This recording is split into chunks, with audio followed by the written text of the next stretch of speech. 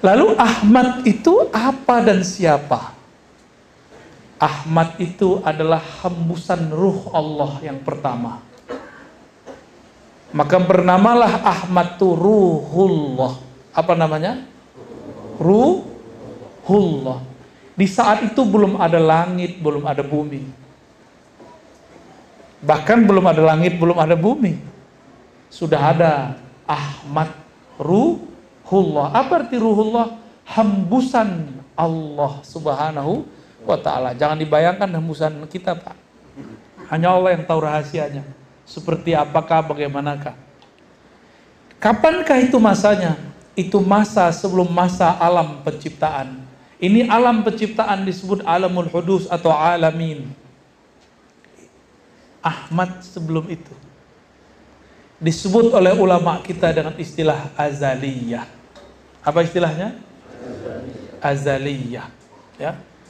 Jadi sebelum alam ini sudah ada Nabi Muhammad namanya Ahmad. Itu masa sebelum ada masa, waktu sebelum ada waktu, alam sebelum ada alam. Susah nyebutnya itu. Waktu sebelum ada waktu, apa dong Pak? Ya hanya Allah yang tahu. Maka ulama kita mensimbolkan dengan istilah azali. Apa arti azali? Prawaktu. Itulah Ahmad. Allah berfirman, Kul huwallahu ahad. Ahad itu qadim. Masanya kapan? Sebelum azali lagi. Sebelum azali, itu namanya masa ahadiyah. Allah hanya sendiri dengan ketunggalannya, keesaannya. Jadi Allah maha jomblo, Pak. Hanya Allah yang boleh sendiri. Bapak nggak boleh sendiri, Pak ya? Telat umur 30. Kirain 30 itu udah yang ketiga kalinya. Mau nambah lagi nih, Pak. Ya, yang sono mau nambah. Baik, fokus Pak ya. Saya yang nggak fokus, bapaknya udah serius-serius amat ya.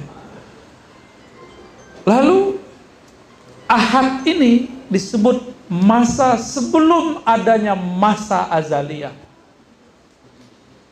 Hanya dialah sendiri. Maka disebutlah Allah wujud qidam baqa, qidam qadim. Ini masanya. Saya mau tanya Pak, kalau kita tawaf berapa kali tawaf?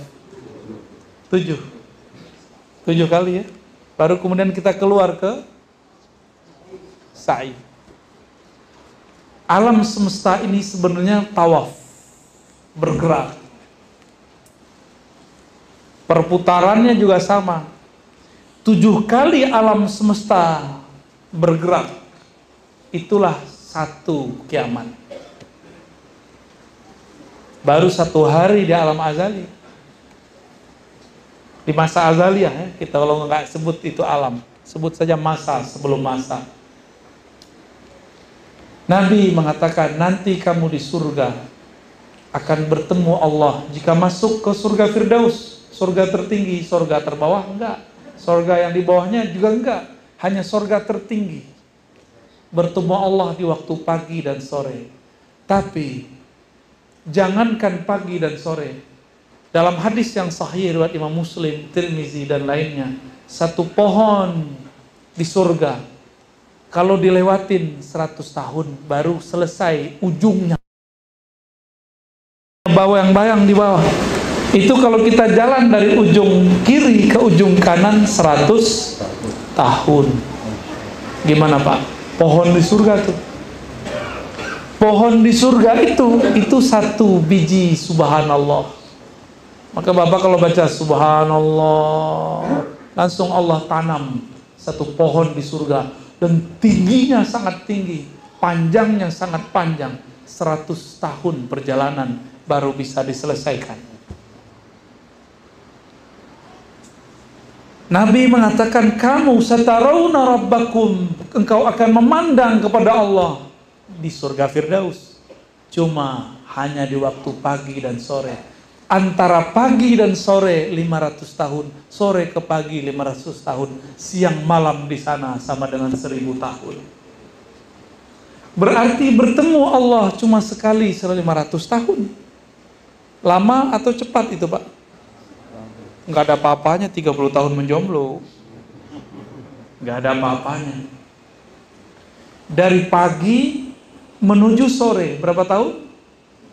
500 tahun.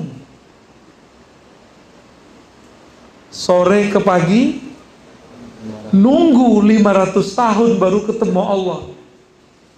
Itulah alasannya, rahasianya. Kenapa di sorga itu Allah kasih penawar, yaitu menikah sebanyak-banyaknya. Nanti Bapak sabar ya. Cuma itu. Karena itu bisa membuat mereka itu kalau rindu, itu mirip-mirip orang sakau. Mereka rindu terus musfikun, sampai muncul rasa takut kepada Allah. Maka Allah berilah obat penawar. Diizinkan makan seenak-enaknya, minum seenak-enaknya, selezat-lezatnya, kawin sebanyak-banyaknya. Jadi sehari itu nanti Pak, disebutkan di hadis, satu laki-laki diberikan kekuatan 100 laki-laki. Waduh, saya nutup mata bentar Pak. Gak berani ngelihat bapak-bapak ini nanti kalau ahli surga. Sekarang atuh aja keok Pak ya. Sok-sokan mau nambah 2 ya. Nanti di sana. Itu penawarnya. Itulah kenapa kalau kita, mohon maaf ya yang belum cukup umur, habis melakukan hubungan spesial itu wajib mandi. Karena di saat itu kita lupa kepada rindu kepada Allah Subhanahu wa ta'ala. Itu rahasia sebenarnya. Wajib mandi nggak? Mandi nggak tadi? Wajib Pak mandi. Tanda tobat. Ya Allah ampuni aku, karena kelezatan sesaat aku lupa kepada Engkau. Itu dia ya. Itu rahasianya kalau kita ungkit-ungkit rahasianya. Nabi Muhammad SAW mengatakan, aku sudah ada, Adam belum ada. Namun meskipun beliau awal Nabi, tapi terakhir diutus. Dulu ruhnya bernama Ahmad, fisiknya ketika di dunia bernama Muhammad. Dia juga Pak. Cuma ini Muhammad ada jasadnya, kalau yang Ahmad tidak ada jasadnya. Saya mau tanya kepada Bapak Ibu, waktu di Ka'bah muter, kita muterin apa sih? Ka'bah, apa yang ada di situ? Hajar Aswad, apa lagi? Hijr Ismail. Itu adalah rumah untuk ibadah yang dulu dibangun oleh Nabi Ibrahim dan Nabi Ismail. Ternyata sebelum itu, dulu awal-awal Nabi Adam baru turun di muka bumi, itu dikabarkan malaikat dulu tawaf di tempat yang sama, namanya Bakkah. Ketika terjadi banjir besar, maka Allah angkatlah Ka'bah itu ke langit. Jadilah namanya Al-Baitul Ma'mur. Dan Allah bersumpah dalam surat At-Tur, wal baitil ma'mur, dan demi rumah-rumahku yang dimakmurkan, yang diramaikan. Siapa yang meramaikan rumah Allah? Dan ini disaksikan oleh baginda Nabi Muhammad SAW ketika beliau diperjalankan Mi'raj. Sampailah beliau di langit ke-7. Apa kata beliau? Aku melihat Nabi Ibrahim bersandar di tiang masjid atau tiang Ka'bah langit Al-Baitul Ma'mur. Kakinya selonjoran. Rambutnya sudah sedikit beruban. Nabi Muhammad kalau melihat Nabi Ibrahim mirip sama mukanya. Itu saya apa kakek saya? Kira-kira gitu Pak. Mirip sekali. Dari mana kita tahu? Dalam hadis yang sama riwayat Imam Tirmizi. Imam Tirmizi mengatakan Nabi bersabda, "Urida alayya al-anbiya." Para nabi ditunjukkan wajahnya kepadaku. Lalu beliau mengatakan, tiba-tiba aku melihat Nabi fulan mirip fulan, Nabi Fulan mirip sahabat Fulan. Adapun Nabi Ibrahim mirip sahabatmu yang di depan. Begitu kata Nabi Muhammad sallallahu alaihi wasallam. Berarti maksudnya mirip Nabi Muhammad nggak? Mirip, sangat mirip. Dan wajah Nabi Muhammad itu sangat mirip dengan beberapa habib di Timur Tengah sana. Bahkan di negeri kita ada. Cuma saya nggak boleh kasih tahu, Pak. Ya, ntar Bapak cari-cari lagi orang ya. Nabi Muhammad mengatakan, ketika aku melihat Al-Baitul Ma'mur, setiap hari langit. Hari di langit, ya. Hari di langit itu satu hari kita 500 tahun di sana. Mereka masuk 70.000 dan tidak pernah keluar lagi. Gak tahu kemana tuh. Masuk 70.000 setiap hari. Satu harinya 500 tahun. Apa yang mereka lakukan? Mereka berkeliling tawaf. Maka siapapun yang bertawaf penuh dengan hikmat di bumi, pahala malaikat di langit akan diberikan kepadanya. Mereka lah yang disebutkan dalam surat Ghafir. Malaikat-malaikat itu bertasbih kepada Allah dan yastaghfiruna lilladzina amanu. Mereka memintakan ampun untuk orang-orang yang beriman di bumi. Kita beriman enggak? Beriman ke Nabi Muhammad enggak? Maka dapat doa dari malaikat sana. Inilah yang disebut syafaatul malaikat. Syafaat para malaikat. Nabi Muhammad sallallahu alaihi wasallam, beliau ketika kembali ke alam manusiawinya, maka bersyairlah ulama kita, basyarun la kal basyari. Iya, beliau ini manusia, tapi bukan seperti manusia biasa. Bapak manusia enggak? Dapat wahyu nggak? Ya, wahyu itu bisikan di kolbu dari Allah. Dapat bisikan nggak? Paling bisikan mau kawin lagi ya. Itu bukan wahyu, Pak, itu nafsu.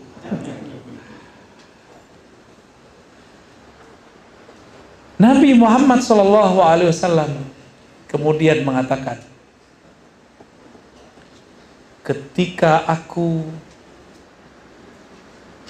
bermain-main dengan saudara susuku, tiba-tiba ada malaikat dua bersayap membedah dadaku. Jadi Nabi Muhammad ini kecil-kecil sudah tahu bahwa yang datang ini malaikat. Abu Darda nanya sebelumnya, muncullah kalam itu, wahai Rasulullah, kapan engkau jadi nabi? Nabi jawab, di saat malaikat membedah dadaku pertama kali. Umur berapa itu? Ada riwayat 5, ada riwayat 7 tahun. Umur 5 tahun anggaplah begitu. Atau umur 7 tahun. Beliau sudah dibersihkan oleh Allah Subhanahu wa ta'ala. Jibril itu makhluk fisik atau makhluk rohani? Maka ketika Jibril belah dada Nabi, itu Jibril menyakiti fisik Nabi atau tidak? Enggak, karena beliau makhluk rohani, yang dibedah itu rohaninya Nabi Sallallahu alaihi wasallam. Walaupun ada efek di fisiknya, tapi tidak menyakitinya. Sallallahu alaihi wasallam. Ternyata selevel Nabi, ketika dibuka jantungnya, masih ada noda, 1, 2 noda di dalamnya. Kalau kita berapa noda Pak hari ini? Ini ceknya sholat aja, sholat bisa khusyuk. Ada apa enggak? Titik-titik noda. Titik-titik noda. Kata Nabi, iza aznabal abdu, ketika seorang hamba berdosa, maka muncullah nuktatun sauda fi qalbi. Muncullah noda-noda, bintik-bintik hitam di kolbunya. Hadis ini sahih. Sekarang untuk maksiat gampang, lewat handphone, ya, gampang nggak? Lewat TV, gampang sekali. Nggak perlu jauh-jauh buat maksiat mas sekarang. Ya, berarti kalau dihitung-hitung, bintik hitam itu mungkin sudah dibintikin lagi sama Allah, tuh, udah berlapis-lapis itu. Wajar sholat kita tidak nikmat, wajar sholawat kita tidak lezat, wajar zikir-zikir kita tidak syahdu. Kenapa? Yang menikmati sholawat, zikir, bacaan Quran itu adalah kolbu. Jika di kolbu ada bintik, ibarat seseorang mau meneguk air, di gelasnya ada noda. Mau minum? Kalaupun dipaksa minum, menikmati atau jijik? Jijik, bisa muntah-muntah. Itulah kenapa orang-orang munafik muntah-muntah kalau dengerin zikir, Pak. Sok suci. Gitu. Norak. Gitu. Soalin. Nah, dia muntahkan semuanya. Kenapa? Karena noda di dalamnya terlalu banyak. Kita sekotor-kotor hati, alhamdulillah masih mau datang ke majelis. Alhamdulillah. Nabi Muhammad masih ada 2 titik hitam. Kira-kira kalau Nabi Muhammad punya 2, kita mungkin punya 2.000, 20.000, 2 juta. Ya. Berarti Nabi Muhammad kena percik dikit, tapi ternyata percikannya bukan percikan syahwat. Itu pun noda hitam, bukan dari syahwat. Kalau kita dari syahwat. Ini perbedaan kita dengan Nabi Muhammad sallallahu alaihi wasallam. Maka Nabi itu karena beliau ini higienis kolbunya. Kolbu higienis, Pak. Kotor dikit beliau rasa. Kotornya kolbu Nabi itu masih bersih versi kita. Bapak pasti pernah nginep di hotel yang bagus. Kamar mandinya bisa jadi kamar tidur, ya nggak? Bisa makan di situ. Ya. Nabi Muhammad itu kolbunya paling bening. Bagi beliau dianggap kotor, kita nganggapnya masih bersih. Beliau ngerasanya sudah kotor. Apa kata beliau? Innahu la yughanu ala qalbi. Sesungguhnya ada ghain dalam kolbuku. Cahaya menutupi kolbuku. Jadi Nabi ketutup cahaya sehingga bisa melihat surga neraka. Nabi berpaling sebentar, sedetik saja dari Allah. Beliau menganggap itu maksiat, itu dosa. Sedetik beliau lupa kepada Allah, asik dengan surga neraka, asik dengan alam-alam lain. Bagi Nabi itu dosa. Maka beliau istighfarkan satu salah itu 70 kali setiap hari. Kira-kira kita gimana, Pak? Silaunya handphone, silaunya YouTube. Berapa kali itu menyilaukan kolbu, tapi kita tidak pernah membersihkannya. Ya, wajar kolbu ini tidak siap menerima zikrullah. Wajar kolbu ini tidak pernah menikmati salawat kepada Rasulullah Sallallahu Alaihi Wasallam. Makanya kita nggak bisa merasakan Nabi itu hadir. Malah orang-orang yang juhala itu, terjemahin sendiri ya apa arti juhala ya? Waduh. Kayaknya antum punya dendam sama kaum sebelah nih ya. Diam-diam aja Pak ya. Tuh, ditambah lagi nih. Kayaknya ini pernah dihardik sama mereka nih. Kalau saya lebih dari dihardik Pak, dilaknat saya sama mereka. Tapi saya biasa aja. Betul, dibilang dajjal saya. Lah, dajjal mata kita masih ada 2. Ya salah, ya salah. Mereka bilang saya dajjal, tapi mereka nggak percaya keturunan Nabi. Padahal Al-Mahdi keturunan Nabi. Siapa yang dajjal ya? Nanti dibalik Pak, Al-Mahdi yang asli Dajjal yang asli disebut Al-Mahdi. Akan ada masanya. Kalau nggak sanggup minta meninggal duluan Pak ya. Serius tadi ngomong serius. Kalau nggak sanggup mending minta wafat sebelum. Tapi kalau ingin berjuang, ayo hidupkan majelis maulid. Karena kalau hidupkan majelis maulid nanti kita akan mempelajari kisah-kisah Nabi. Dari kisah Nabi akan terpola. Oh begini karakter Imam Mahdi di akhir zaman. Nanti karakternya nggak jauh beda. Saya sebutkan hadis tadi. Kapan engkau ditetapkan jadi Nabi ya Rasulullah? Ya. Apa aja kata Nabi? Adam belum dicipta, aku udah jadi Nabi. Nabi Musa tidak diizinkan untuk melawan Dajjal. Nabi Isa dikalahkan oleh Dajjal. Walaupun nanti di akhir hayat Dajjal yang bunuh Nabi Isa. Bahkan Khawarij pun tidak diizinkan oleh Rasulullah dibunuh di hadapannya. Tapi nanti yang menghadapinya adalah seorang umat dari umatnya. Keturunan dari cucu-cucunya. Berarti keturunan ini lebih kuat daripada generasi sebelumnya. Lalu siapakah keturunannya itu? Karena dia secara nasab keturunan Nabi, maka secara rohani adalah pewaris Nabi. Nabi Muhammad itu mewarisi Ahmad, benar nggak? Maka Al-Mahdi mewarisi Nabi. Kalau pewaris Nabi Muhammad, berarti dia pewaris Ahmad juga nggak? Inilah kata kuncinya. Al-Mahdi nanti itu, nur di dalamnya adalah nur Muhammad, ruhnya adalah pewaris Ahmad. Makanya dia bisa kuat, Pak. Karena di dalamnya ada warisan ruh Ahmad. Dia justru lebih kuat daripada Dajjal. Itulah alasannya kenapa Nabi Isa waktu datang, Nabi Isa nggak mau jadi imam. Karena dia tahu si yang di depan itu pewaris Ahmad. Nggak pantas seorang Nabi Isa menjadi imam baginya. Ini ada kisah Ibnu Abbas. Ibnu Abbas ini mirip Nabi Isa lah di zamannya. Hibrul Ummah, sangat alim. Bisa melihat Jibril 2 kali. Dan Ibnu Abbas, wafat Rasulullah umurnya 13. Dalam waktu rentang itu dia pernah melihat Jibril berapa kali? Ajib nggak tuh? Ajib luar biasa. Abdullah bin Abbas, ya, itu diceritakan bahwa ia berkhidmat waktu menginap Rasulullah di rumah salah satu istrinya. Di rumah Maimunah, Rasulullah bangun malam hari, dulu nggak ada keran, Pak. Nggak ada PDAM, sumur jauh.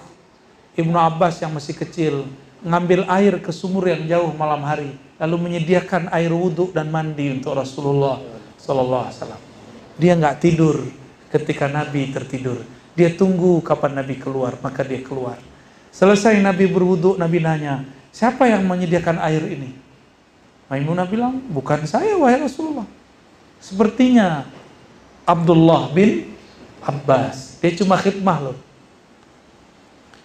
Ketika sholat Nabi Muhammad, dia langsung kelutuk-kelutuk. Sholat di samping Nabi, tapi di belakangnya, samping belakangnya. Nabi lihat Sayyidina Abdullah bin Abbas sholat di bagian kiri Rasulullah, maka ditarik oleh Rasulullah ke bagian kanan. Ditarik sejajar dalam hadis Imam Bukhari dan Muslim.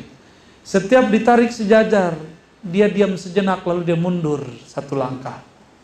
Ditarik oleh Nabi ke depan, dia mundur lagi 1 langkah. Begitulah terus sampai selesai sholat. Nabi bertanya, wahai Abdullah, kenapa kamu mundur ketika aku tarik? Apa jawaban Abdullah bin Abbas? Apakah pantas seorang Abdullah bin Abbas sejajar dengan kekasih Allah? Karena 2 ilmunya ini. Pertama, dia khidmah kepada Nabi, menyediakan air wudhu. Yang kedua, dia tahu adab padahal masih kecil. Dia kemudian didoakan oleh Nabi, Allahumma faqihu fiddin wa 'allimhu ta'wil.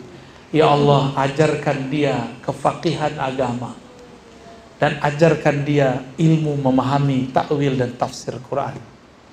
Maka tiada sekarang ilmu tafsir kecuali cabang dari ilmu Abdullah bin Abbas. Apa khidmah beliau? Cuma menyediakan air, lalu pasang adab, tidak mau pernah sejajar dengan Rasulullah. Diberkahi Pak hidupnya.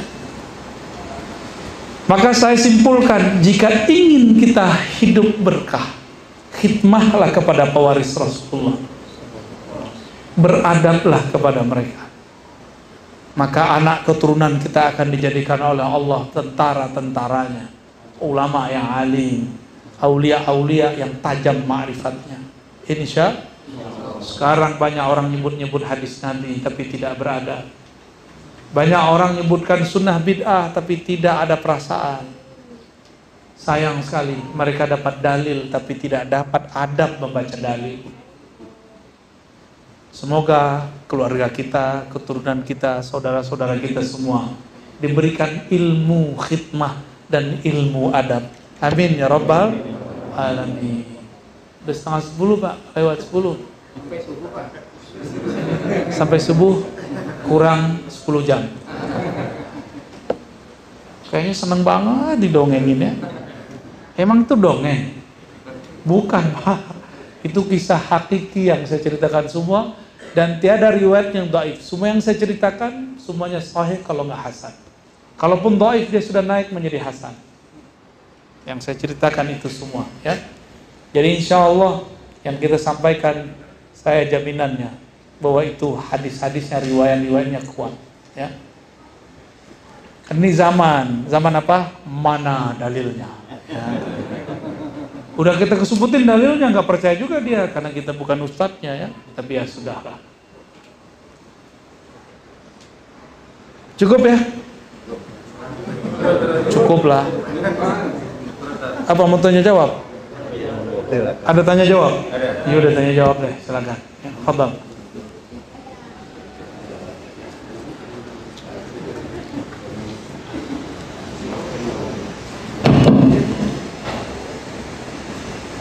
Demikian yang disampaikan oleh Buya Raziq. Dari jamaah ada yang mau bertanya? Silakan. Dua atau tiga? Dua aja. Dua saja. Wah. Ya jangan jawab itu. Giliran. Ya, ya. Assalamualaikum Pak Ustadz. Waalaikumsalam warahmatullahi. Dulu saya sering mendengar Pak Ustadz sebelum masuk ajar karena puji-pujian atau salawatan. Sekarang sudah jarang Pak Ustadz, kecuali di tempat-tempat tertentu ya Pak. Apalagi di pihak yang senang membicarakan orang atau mengkafirkan orang, mereka menyebut itu sesat. Kemarin Pak Ustadz, saya ke suatu tempat pendidikan, hampir 75% itu anak didiknya hafiz Quran, tapi tidak ada satu pun yang bisa bersalawat. Mohon penjelasan Pak Ustadz, terima kasih. Masya Allah. Iblis itu bisa zikir 80.000 tahun seperti disebutkan Imam Tabari di surga, tapi tidak pernah berselawat kepada Rasulullah SAW. Nabi Adam baru dicipta, tapi dia langsung berselawat kepada Nabi Muhammad SAW. Maka Allah ajarkan beliau al-asma, nama-nama di alam semesta. Sedangkan iblis hanya diberikan zikir tapi tidak diberikan ilmu. Ini pesan panjang Pak. Iblis, Dajjal, Khawarij itu satu paket.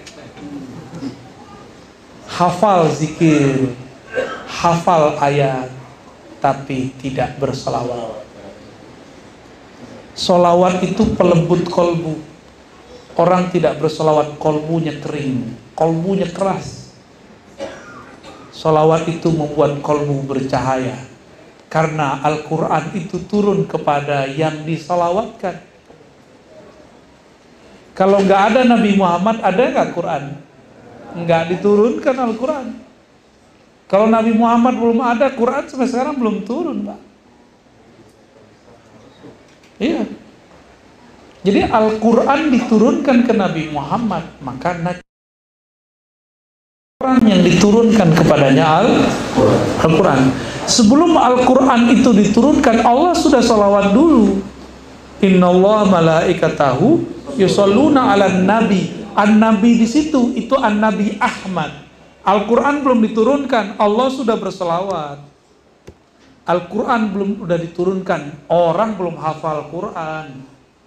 Sholawat itu sudah ada sebelum hafalan dia. Al-Quran belum diturunkan, Nabi Adam sudah sholawat. Jadi lebih tua mana? Maka sholawat ini bagian dari kalam-kalam Allah. Kalam-kalam Allah sholawat itu. Lalu kita tirukan. Itu bedanya. Ya. Maka orang yang jauh dari sholawat, dia jauh dari yang memegang kunci surga. Yang memegang kunci surga siapa? Mereka tuh lupa dapat hadis bahwasannya Al-Quran ya'ti syafi'an li ashabihi yaumal qiyamah. Kan ada begitu. Akan datang bawa syafaat pada hari kiamat kepada ashabihi. Al-Quran datang. Siapa Al-Quran itu? Aisyah ditanya, apakah akhlak Nabi? Jawaban Aisyah, khuluqul Quran. Fal Quran huwa Muhammad sallallahu alaihi wasallam. Jadi Al-Quran itu sebenarnya Nabi Muhammad itu sendiri. Gak ada Nabi Muhammad, gak ada Quran. Apa? Ajaran sesat, Pak? Itu dalilnya masih kurang. Kata Aisyah apa? Khuluquhul Quran. Akhlaknya Nabi Muhammad, sifat-sifatnya Nabi Muhammad, sifat Qurani. Jadi hafal Quran gak sholawat ke Nabi, hafal Quran gak maulidan, hafal Quran gak mengenal Nabi. Aduh, Bapak ini semangat sekali. Sepakat, Pak. Tapi pewarisnya. Apa kata iblis dulu kepada Adam? Ana khairum minhu. Saya lebih baik dari dia. Apa kata malaikat dulu ketika malaikat malaikat Azazil, yaitu yang menjadi iblis. Ketika semua malaikat datang kepadanya minta doa, dia doakan semua malaikat tapi dilupa mendoakan dirinya. Apa kata dia? Hadakumullah. Semoga Allah memberikan kalian hidayah, tapi dia lupa mendoakan dirinya. Maka iblis mendoakan malaikat dapat hidayah, tapi dia sendiri jauh dari hidayah. Maka karakter iblis zaman now sama, Pak. Kita didoain, kita aminin, Pak, tapi dia lupa mendoakan dirinya sendiri. Iblis ketika diusir, ketika dia dimurkai oleh Allah, dia menyalahkan Allah. Yang disalahkan siapa? Allah.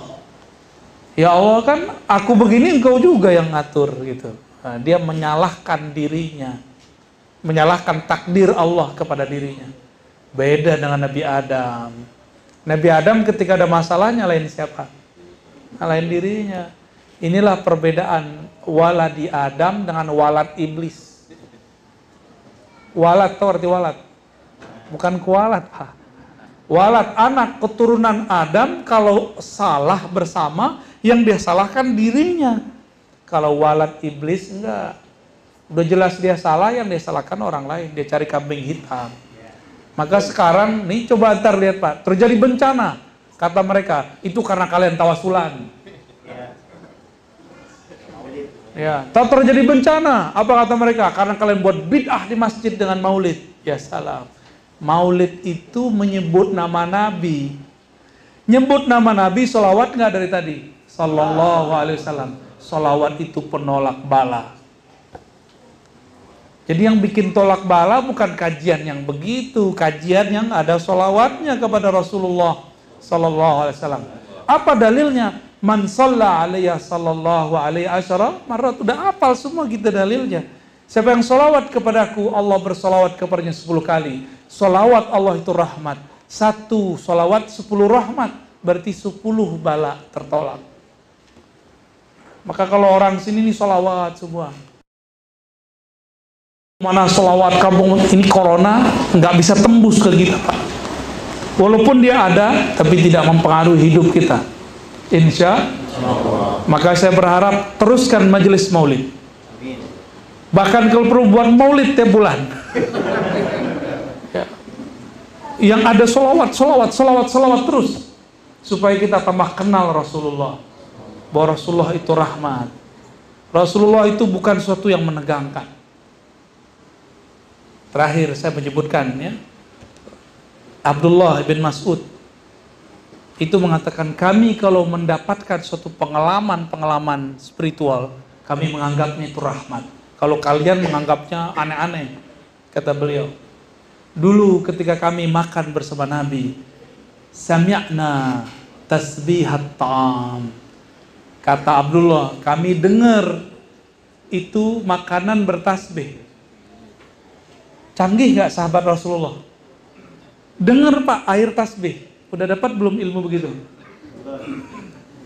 Belum ya? Gimana ntar jadi tentara akhir zaman? Sahabat yang bisa berdialog dengan alam itu, mereka yang selamat waktu ketika ada perempuan Yahudi meracuni Nabi. Nabi disalamin oleh daging yang diracuni. Ya Rasulullah, assalamualaikum, ana masmumah. Bukan masmumah, itu bukan nama itu. Bagus ya namanya? Masmumah. Jangan kasih nama anak masmumah. Masmumah itu artinya diracun. Penting Arab bagus, Tat. Enggak. Jadi itu si daging diracuni oleh perempuan yang menyajikan, mengundang Rasul. Dia pengen uji, kalau ente benar Rasul pasti disapa. Sahabat yang lain ada yang bisa berdialog, dan bisa mendengarkan salamnya. Daging. Ketika mereka mau makan, kedengeran ngucapin salam. Assalamualaikum. Assalamualaikum ya Rasulullah. Ini bukan khurafat, Pak. Ini asli. Ini riwayatnya sahih semua.